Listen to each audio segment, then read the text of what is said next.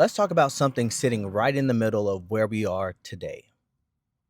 Look, I truly believe that systemic racism still exists in policies, in structures, in systems built long before most of us got here. But individual racism, I think there's something changing, not gone, but fading, because we live in the age of information. The world is in our pockets, history, perspective, experiences, all of it. So if someone still believes they're superior or inferior to another human being purely based off of skin color to the point of hate, I don't know, at some point that's no longer ignorance from a lack of exposure. That's a choice. And I think society is becoming less tolerant of that choice.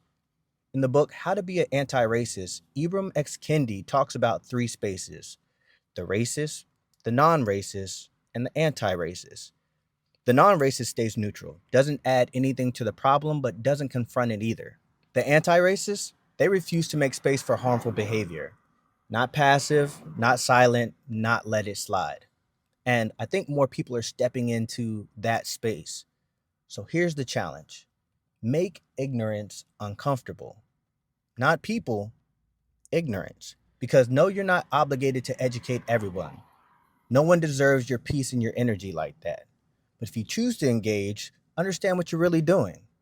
When you challenge ignorance with your perspective, truth, or experience, you're stealing ignorance. And ignorance struggles to survive once it's exposed. At that point, people either grow or they reject what they've been shown.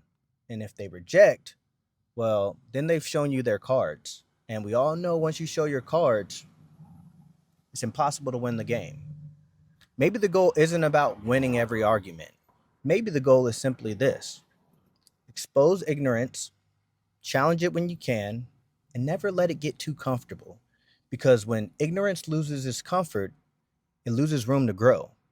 And that's how cultures truly change. This has been another Side Salad segment from the Salad Bowl podcast. And as always, thank you for coming to the table. You are now tuned in to the Salad Bowl.